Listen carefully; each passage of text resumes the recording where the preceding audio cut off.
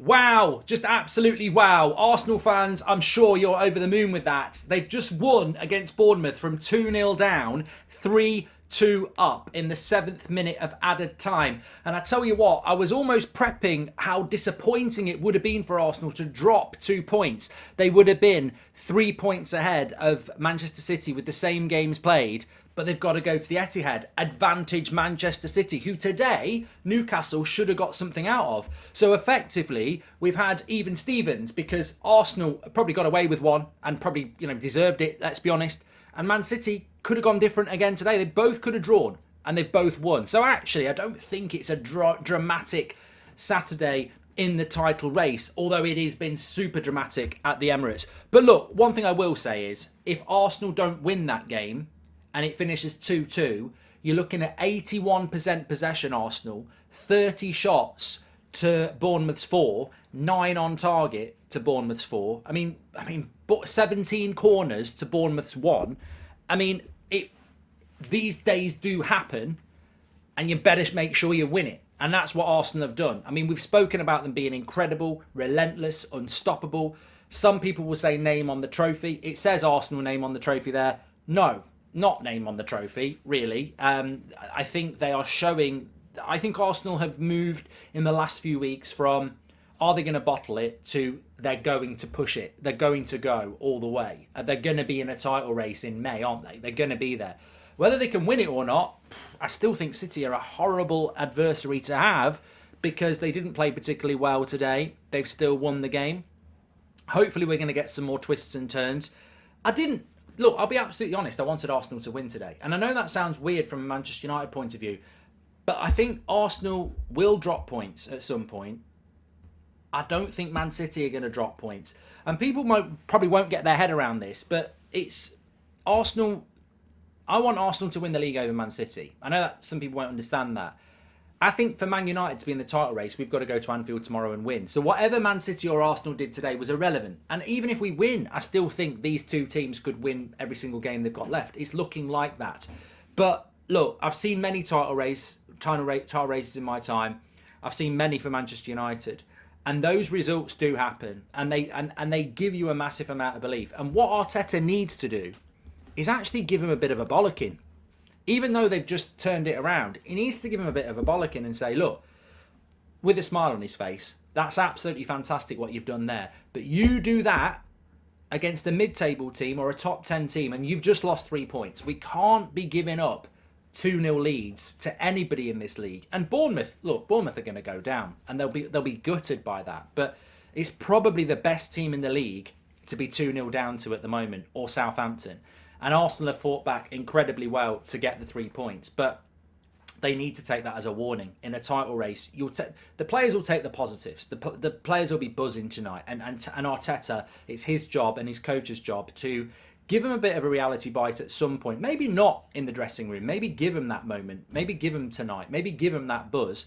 But at some point, you've got to go, that's a reality check. It's an amazing 3 points. But we've literally nearly drawn a game that you have to win.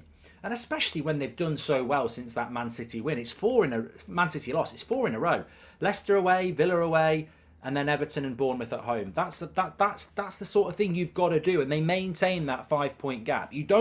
That 5-point gap in Man City's mind is a 2-point gap. Because Man City are banking on winning at the Etihad against Arsenal. So it's a 2-point gap. Those 2 points would have been gone today.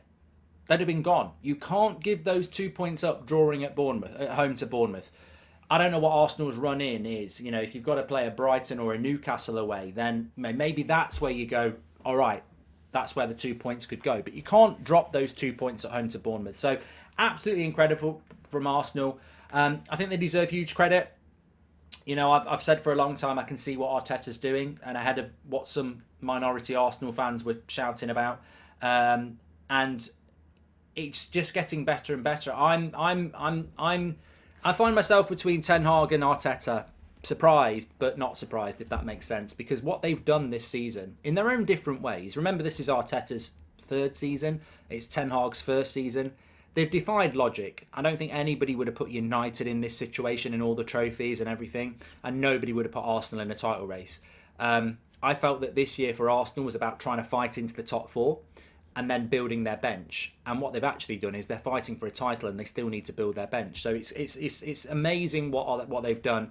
And the secret to Arsenal's success is really multifaceted, but ultimately it comes down to they're a very, very good footballing side. But there are good footballing sides, and there has been good footballing sides. Spurs have been a good footballing side. They've never been anywhere near a title. They're a very good footballing side, and they've got an amazing togetherness. They've got an amazing mentality, and they've got an amazing spirit that, you know, they beat United late on at the Emirates. They've come back and won late, and they've turned the Emirates into a fortress. I mean, they've not lost any games at the Emirates, have they, this season? Both their well, Man City, which was, you know, that Man City game was odd. If Nketiah can finish, I don't think they lose that game. But yeah, Everton and United have beat them on the road. So look, I find it very, very disrespectful. I don't really get involved in this, you know, banter shit anymore. I find it very frustrating. I think it's so 5 years ago. You know, these people who start trying to have a pop at, you know, there's Arsenal fans who do it. There's some United fans who do it. There's fans of other clubs who do it. And their team wins, and the first thing they want to do is go and have a pop at other fans. I enjoy consuming football, and I'm enjoying Man United's season. It's fantastic. I'm also enjoying the Premier League. I think it's an amazing season this year. And let's be honest, if Arsenal weren't ridiculously relentless and good, Man City would be cruising to another title. And I don't think this is a great Man City side. I think they are going through transition. I think Erling Haaland, again, today, he does suit that team because he scores so many goals. But in another way, he doesn't. That Man City side is still a work in progress. And I'm grateful for Arsenal for actually giving us a Premier League season that's so good. I don't know who's going to win it, but as I keep saying, the disrespect to Arsenal that they're going to bottle this, or the idiots who say they're going to bottle it, oh, they're going to win it. It's like they're trying every angle they can to disrupt something that I think Arteta and the Arsenal players have handled it fantastically well. I don't notice them publicly. I don't notice Arteta. I don't notice their players publicly. And I think that's a purpose thing. I think they are just keeping it on the down low. They are just keeping it in-house. They're just going about their business. And that has to come from the manager and the players. Like, I don't notice Arsenal publicity, interviews, Arteta. You see it on a match day. They're very focused, but that's their theatre. That's their job. I don't know whether Arsenal are going to win the league, but they're doing a really good job. And Man City today, to be fair, that's the perfect. I think both Arsenal and Man City today have shown how you win titles. You win on difficult days. Arsenal 2-0 down, last minute winner. Man City, Newcastle miss a few sitters. Defence played really well. 2-0 win, winning when they weren't at their best. That's how you win titles. You're not going to blow teams away every week, and we move towards the next weekend in the Premier League. Also, just a big shout out. I think Spurs have lost, haven't they? To Chelsea won. Good win for them. Spurs have lost as well, which probably is not too bad for Newcastle. That race for top four really moves to Liverpool, Manchester United tomorrow, doesn't it? If Liverpool were to win tomorrow, 42 points, a game in hand on Spurs, 3 points behind them, ahead of Newcastle. You know, that top four race suddenly looks very, very interesting. And I tell you what, big shout out to Brighton for smashing West Ham today.